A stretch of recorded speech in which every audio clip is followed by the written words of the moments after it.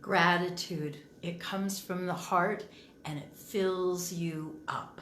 So it's hot here, caliente, and it's sundress weather. So how fabulous is that? I am so grateful that I have a body that knows how to accommodate the heat and the cold and the what it takes into it. So gratitude is really a way for you to manifest.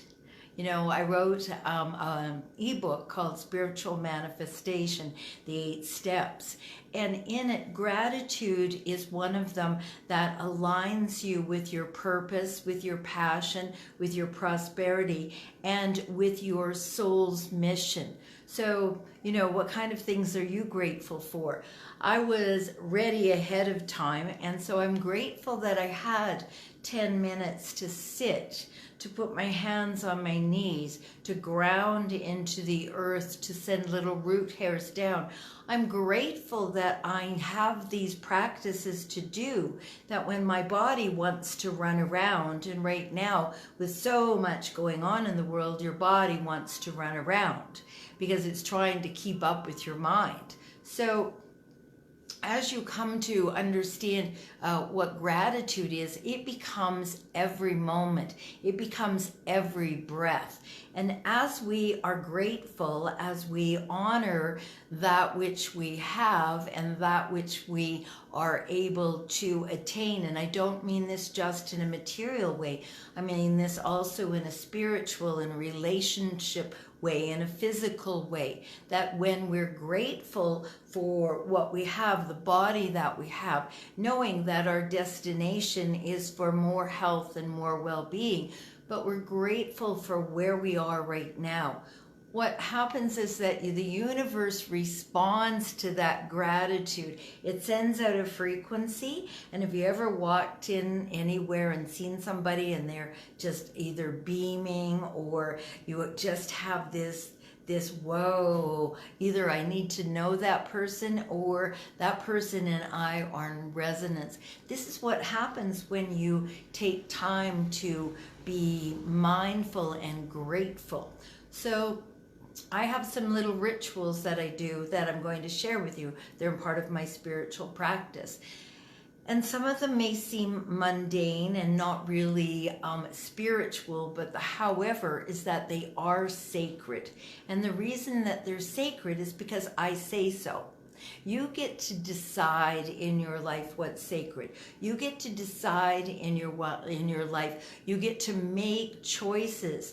And these choices, you know, to me, my morning coffee is a very sacred beverage. It's the only time of day that I do that. It's very, at this point, it's very ritualistic. There's the grinding of the beans, the boiling of the water, and those things begin to ground you and center you. I also take time to do a daily tarot spread because I want to have a look at what's available for me. What can I already be thankful for, grateful for as I go into my day? So those two things set up a container for my day. There's also some other practices that I'll share with you later on about gratitude, because I want to bring this to the foreground. With so much chaos and annoyance and hatred and anger and self-deprivation and degradation going on, I feel like it's time once again. I remember doing this a couple of years ago, right around this time, where I devoted myself to showing up daily to drum. Well, my drum is right here, and it was drumming just before we got here. But what if we make thankfulness, mindfulness, so that in order to be thankful, you've got to be mindful. First of all, you have to pay attention to what's going on in your life and where can you place that gratitude. So the first thing that it does is it makes you slow down, take a breath, and to start to notice your life. sometimes we're running so fast and we're off in a direction that might not be the direction that's fulfilling for us, and yet we still continue on that. So you get to have a moment of being grateful for recognizing, oh, do I want to keep running this fast? And then you get to decide, do I want to keep running in this direction? Those things are totally your choice. This is why we have free will. This is how come you can create your dream life, no matter what caca happened to you back there. It's really time for us to move beyond that and come into the present, where we realize that we have infinite possibilities. There are, according to quantum physicists and to the shamanic realm, there are infinite possibilities for any situation. When you learn to journey, without journeying, I wouldn't be in the situation that I am now. I might be angry, I might be resentful, I might be copying to being homeless as opposed to being home free. And there's a difference in that. There's an attitudinal difference in that. So we can look at these things that are going on in our lives, and we can choose. We can choose to bring them into upliftment. So for me, I have gratitude for, I don't have to think about grass or gutters or roofs or windows or floors or any of that stuff. I have a level of freedom that, because of my attitude, it's going to make a huge amount of difference. And I'm going to have, I do have the ability to go here and there and to be able to meet with people that if I was grounded in one spot, I wouldn't be able to do that. So technology has helped, but gratitude makes us be able to use technology in a way that serves us. It's a little bit like our personality coming to serve the soul. And that's bliss. When you understand that your soul is here to do work, you're the vessel, you get to go along for the work. You don't always appreciate the lessons. Some of the lessons are very difficult. However, is that the quicker you learn the lesson, then you get to move along. Your soul gets to move along. I have great gratitude that I am becoming more and more aligned with my soul purpose. And, you might think, I quit my day job. It'll be 27 years in August because I took a stand.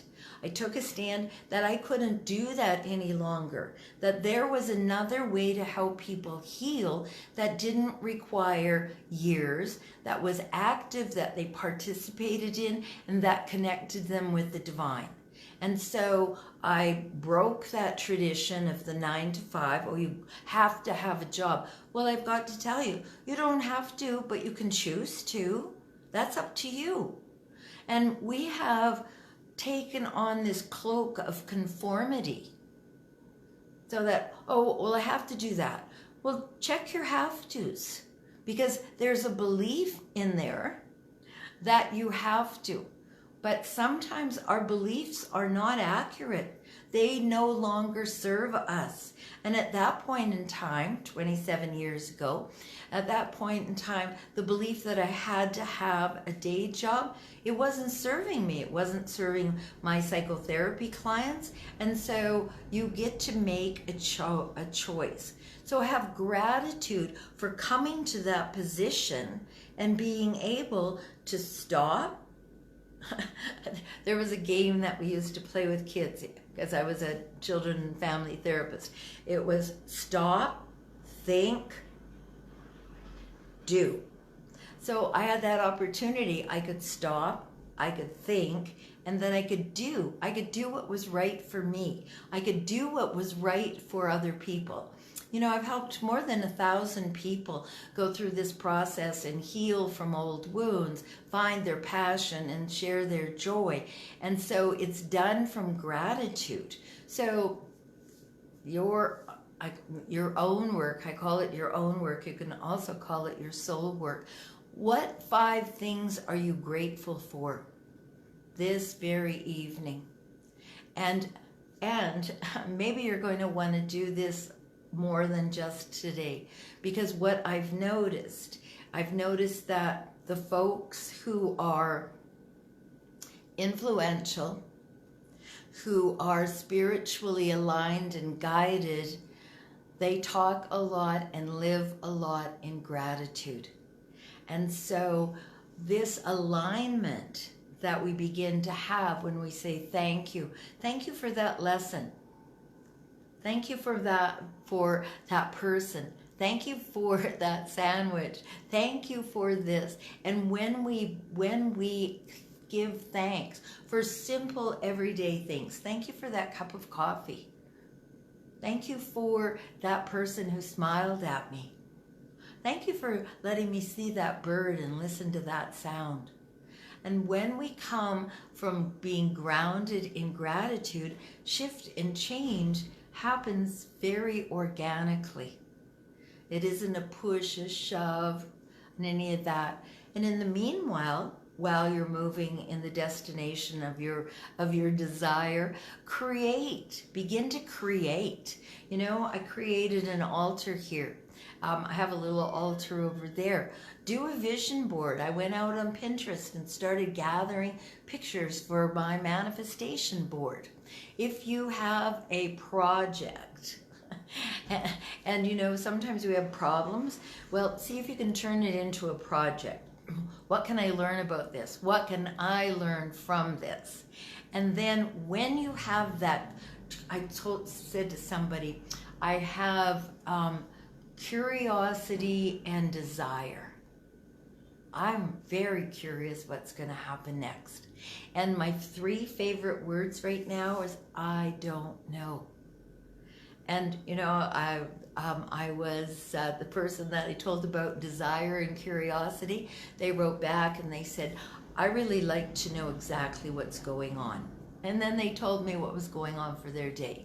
So and you know what? It's all okay. Nobody gave me permission to judge you or anyone else. And as a matter of fact, you get and I get permission not to judge myself. The more we're here, the more authentic we are, the more grateful we are. You know, when you give a little kid something, they say thank you. Gracias. And so be more childlike in your gratefulness. You know, say thank you to somebody. Pass someone on the sidewalk and say, good morning.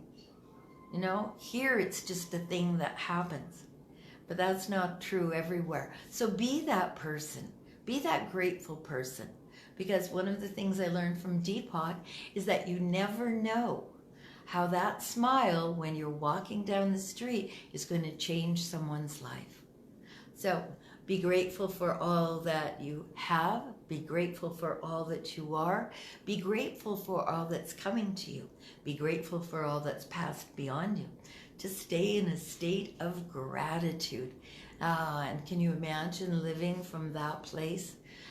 Happiness and gratitude all together. I think that might be bliss. All right. Thank you for being here. If you're watching the replay, I appreciate that. So this very evening, write down 5 things that you're grateful for. All right. I will talk to you soon. Thank you so much. In case no one has told you so far, you are amazing. All right. Bye-bye. Thanks.